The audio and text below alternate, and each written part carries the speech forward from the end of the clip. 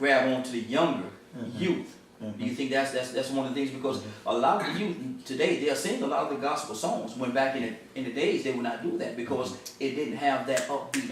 It didn't have that. But now, you know, there is a very thin line. But do you think the music has been used to grab on to the youth and to bring the youth in? And if that be the case, it's a good thing. It's a good thing. You can change the music, like change the beat. Yes. But don't change the words. Okay.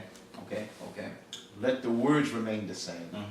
And if you change the beat to the song, Amazing Grace, how sweet is that? Amazing. Yeah. How sweet is it? And let the meaning and the words be the same. I got you. And let the spirit behind the words be the same. I got you. Just change the beat. Let me ask you another question. I'm switching gears on you a little here. Do you think that a lot of people, or some people, view the church as a business instead of the real religious side of it? They view it as a business first and religion second. Do you think that happens? That's one of the things that we talked about when we was in Bible college. Is the church an organization? Yes. Or is it an organism? Yeah, okay. And the church can be both. First of all, it is an organism because Christ birthed the church. And Christ brought the church into existence as an organism. In other words, an organism that spreads, it grows, and multiplies. And at the same time, it's an organization because today church has to be ran like an organization. Yes. Because there are laws that has to be followed. There are specifics on the business side of the church that has to be met and it has to be done according to the law and according to the standards of the state and of government. Okay. Let me ask you this, along those same lines, do you think, and I'm not going to ask you to put any kind of number on it, if you could put a percentage on it, but how many pastors do you think that if they did not get any monetary gains from the church, they would continue to spread the word? I hope none, really, I'm hoping none that's what think along those lines. But unfortunately, there are some that would not preach if they haven't received or would receive a monetary, what we call a monetary blessing in the church world, or monetary compensation for them preaching. Now, sadly, there are a few that, again, has gone that route. But I'm hoping that it is few and none that has fallen into that. But we know, and from experience, I know and have heard some pastors or preachers that said that I can't make your meeting if you can't honor me with some type of honor. Let me ask you this. I'm changing gears. I'm coming back to that.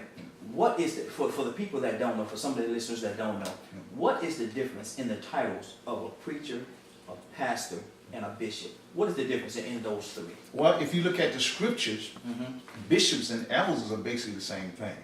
But as time has progressed in the church world, bishop has taken the position of being a senior to the elder. The elder and the pastor basically has the same title. The elder can be an ordained minister who have not yet pastored a church. And a pastor is an ordained elder who is pastoring a church or in the position as a pastor or pastoring a church. Just like in the military, you have ranks. Yes, exactly. And then we have positioned the title bishop as being one who has pastored for numbers of years and who have the experience, the knowledge, the expertise, the relationship with God, who has pastored more than one church. That's what we tend to look for. But you have bishops who only have one church. But when we was raised, and when I was coming up, bishops normally have more than one church under their pastoralship. where does Reverend fall into that equation? Reverend? Yes.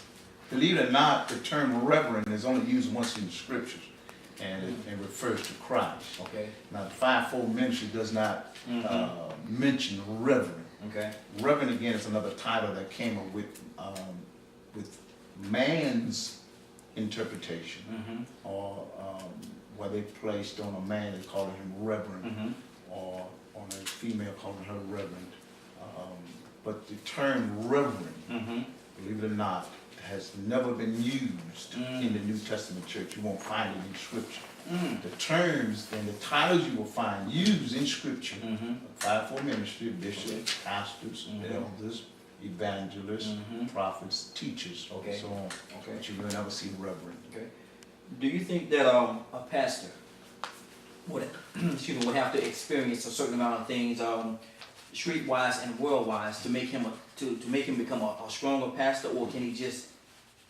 Well, let me see, if a pastor has been on the street and prior to becoming saved and now as a pastor, oh man, he has a vast amount of knowledge as to how to deal with street ministry, winning the lost off the street, pulling drug addicts in, particularly if he was at one time a part of that environment. Yes, yes. Whereas a pastor or preacher who have never been out there can do the same thing.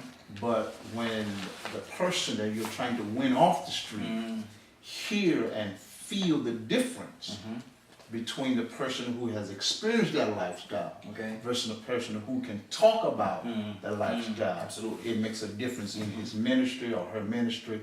It makes a difference in them winning a person over to the Lord. Now, I'm not saying that the person who has not been on the street can't do it. I'm not saying that. But I'm saying that majority of the time, it makes a difference in winning a soul to Christ, particularly when bringing somebody off the street who've been in drugs, alcohol, gangs, and that sort of thing. How do you feel, maybe not even you personally, but what is it said about a woman being on the pulpit as a pastor? I think a woman, when she's on the pulpit, she should be mindful of how she dresses.